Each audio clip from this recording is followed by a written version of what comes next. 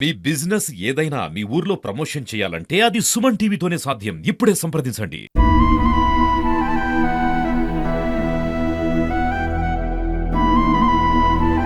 ప్రస్తుతం మనం మొగలయ్య ఇంటి దగ్గర ఉన్నాము. వాళ్ళ ఇంటి పరిస్థితులు ఏంటిది? ఎలా ఉంది? అంటే తను కొన్ని ఏళ్ల కాంచెలు కేశవపురం నుంచెల్లి ఇక్కడికొచ్చేసి వాళ్ళు ఇక్కడ జీవనం సాగించారు. ఇక్కడి నుంచెల్లే వారు జానపద కథలు చెప్పుకుంటూ అంటే మిగతా ప్లేస్‌లకి వెళ్తూ అక్కడ జానపద కథలు చెప్పుతూ తన జీవనం సాగించేవాడు. తన ఆర్థిక పరిస్థితుల్లో అప్పుడు ఉన్నప్పుడు ఈ ఇల్లును కట్టుకోవడం జరిగింది. ఇక్కడ మీరు చూసుకున్న ఇల్లు.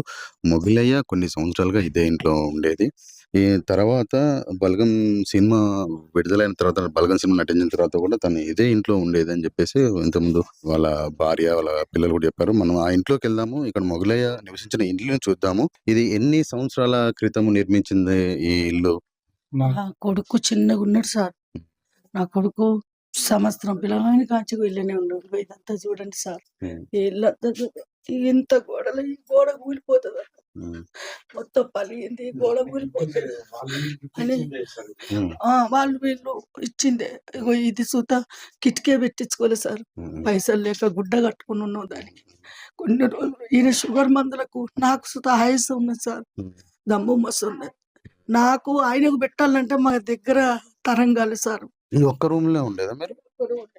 హ్మ్. ఈ రూము ఇగో ఈ ఈ కాలం గడిపిన సార్. ఈ కష్టాలు పడలేక ఇక్కడనే పడుకునేది. ఇక్కడనే పడుకునేది. హ్మ్. మాకేమున్నది సార్, మాకు ఇళ్ళనే పడుకునేది. మేము హ్మ్. ఆ రోజు ఇంత లాస్ట్ వరకు ఏమి లేకున్నా గానీ ఇంత లాస్ట్ గట్టిగా వర్షం వస్తే ఇప్పుడు వాళ్ళ కొడుకుతో మాట్లాడదాము. సార్ చెప్పండి. గట్టిగా వర్షం వస్తే వేరే కాడ రెంట్ తీసుకొని ఉంటుంది ఈ సీజన్‌లో. ఏది వర్షాకాలం. వర్షాకాలం. వీళ్ళ ఇట్లా వీళ్ళందరూ దీంట్లోకి వచ్చేసారు. ఇంతకుముందుకు వీడియోస్‌లలో అంటే 'బలగం' మూవీ టీమ్ కూడా ఇంట్లోకొచ్చారు. ఇక్కడ తిన్న వాళ్ళే. అవును.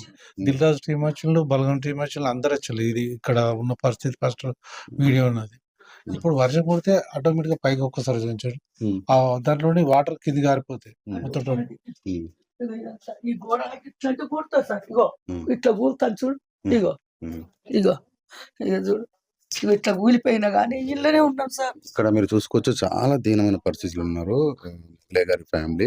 ఈ ఇంట్లోనే ఈ ఒక్క రూమ్‌లో ఇంకో రూమ్ ఉంది. మామూలుగా బెడ్‌రూమ్ లాగా ఇది కూడా ఉంటుంది. ఇది చాలా చీకటిగా ఉంటుంది. రెండే రూమ్‌లు.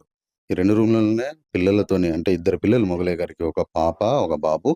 బాబుకు పెళ్లయిపోయింది. పాప పెళ్లయింది. అంటే పెళ్లి కాకముందు నుంచెల్లి చాలా చిన్న స్థాయి నుంచెల్లి అంటే మొగలయ్య గారికి పెళ్లయిన తర్వాత నుంచెల్లి ఇదే ఇంట్లో ఉండుకుంటూ 2 రూమ్‌లు. ఈ 2 రూమ్‌లో ఉన్నది.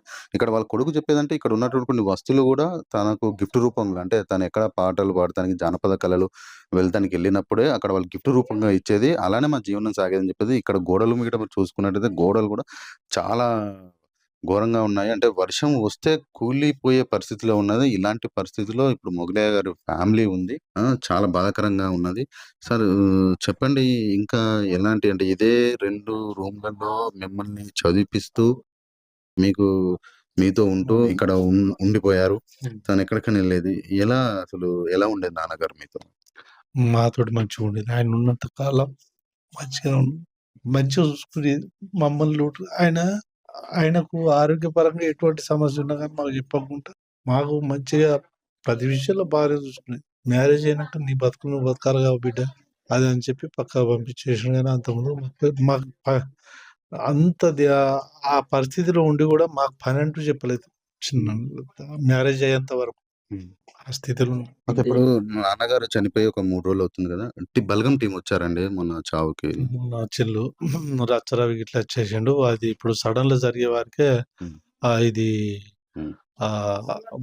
వేణు సార్ ఎక్కడనో దూరం ఉన్నాడట. హ్మ్. ఇది 'దిల్ రాజు' సార్ గూడా మాట్లాడిండు. హ్మ్. నేను విదేశాలలో ఉన్నా కొద్దిగా రావడానికి వీలు పొన్నం ప్రభాకర్ సార్ గూడా వాళ్ళకి తెలిసింది. వాళ్ళన్నారు గదా! ఇది దూతి మాధవరెడ్డి సార్, పొన్నం ప్రభాకర్ సార్ వాళ్ళు అసెంబ్లీ ఉన్నది ఏమనుకోకండి. మా టీమ్‌నయితే పంపిత్తం. మా వోళ్ళు పీఏలు ఇట్లా ఉన్నారు గదా! వాళ్ళని పంపిస్తా అని చెప్పి పంపించేసిండు. ఇది సుదర్శన్ రెడ్డి సార్ గూడా వచ్చిండు. హ్మ్. ఇంగ సడెన్‌గా మొగలయ్య గారు కాలం చేసేసరికి ఇది ఎవరికీ తెలవలేదు. అందువల్ల అకారణంగా మరణించేసరికి రాలేకపోయారు వాళ్ళు. లేదంటే వాళ్ళు వచ్చేవారని జెప్పేసి మనతో పాటు అంటున్నారు. ఇప్పుడు ఎట్లైనా కర్మలు ఉన్నాయి గాబట్టి అప్పుడైనా వస్తారు కావచ్చు అని జెప్పేసి అంతే కదండి. అప్పుడు వస్తారని చెప్పేసి ఆశతో ఉన్నారు. కానీ మొత్తానికైతే మాత్రం మొగలయ్య గారి కుటుంబము, ఈ ఇంటి పరిస్థితి చూస్తుంటే చాలా దీనమైన పరిస్థితిలో ఉన్నది. అంటే కొన్ని సంవత్సరాలుగా దీనిలో గడిపి తను ఇక్కడనే కాలం చేయడం అనేది చాలా బాధాకరమైన విషయం.